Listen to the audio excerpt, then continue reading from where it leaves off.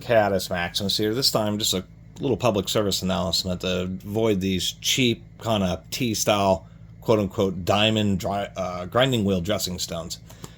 The whole point to these stone, or this isn't a stone, it's a little piece of square mild steel with a little bit of diamond grit brazed to it. The idea is when you use grinding wheels, a lot of times either you're trying to sharpen something and you get a groove in the middle of the grinding wheel. I'm using a guard as an example because I can't find any of my grinding wheels. Or something quite like this where the sharp corner of the grinding wheel starts to wear down, so you get an uneven surface. There are basically three ways of dressing grinding wheels. There's the classic style, which is just like a big cast iron kind of wand with like some what looks like kind of gear wheels on it. There is actual dressing sticks, which is another type of stone that is designed to grinding wheels. People don't like using dressing stones, actual stick stone type ones, because they generate just a catastrophic cloud of dust.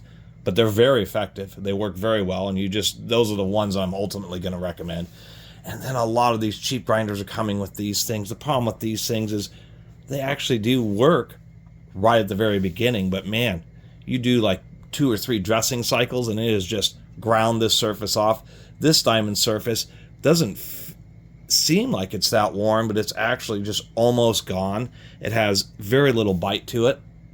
And if you have a grinding wheel that you need to remove, say 1/16 of an inch from, I mean, if you have a big curve like this worn on the edge of the grinding wheel and you really want to bring it up square for getting in the some kind of corner or something, you're going to have to remove all the material past the curvature, which is a lot of dressing.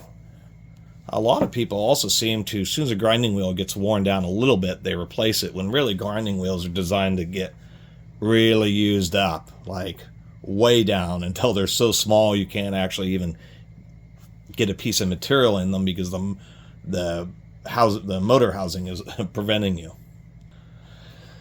So that's the deal. These come with a lot of cheap grinders. They're really low quality, and then since this is what they come with, people just end up buying other ones.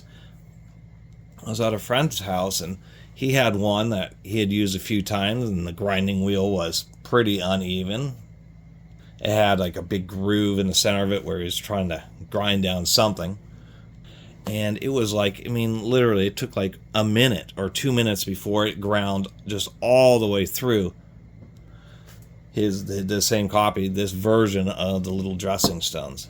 So do yourself a favor and really accept that the best form of grinding wheel dressing or restoration is by using dressing stones. And you're just going to have to put up a fan, wear a mask, and deal with the cloud of dust, because those things are super effective and they take seconds because it's a type of stone that's designed to grind away grinding wheels. And you just plow it in there, run it back and forth a little bit, a couple of times, and literally like 20 seconds later, you have a nice squared off grinding wheel. Maybe a minute if you have a particularly beat up one. So anyway, that was my little public service announcement. I was at a buddy's house, saw one of these fail super quickly. I knew I had one floating around somewhere, and decided to make this little video about them. These things are just a joke, really. And the worst part about them is they have a little bolt there. You know, they could have done something, at least a little bit of something, since they wear out so fast. It wouldn't have been a big deal to have a hole on all 4 sides, and then they could have diamond coated all 4 sides, and you could have rotated it around and been able to use it. You know, have it last a little bit longer. I mean, quite frankly, this little machine metal rod is more valuable than this piece, that's for sure.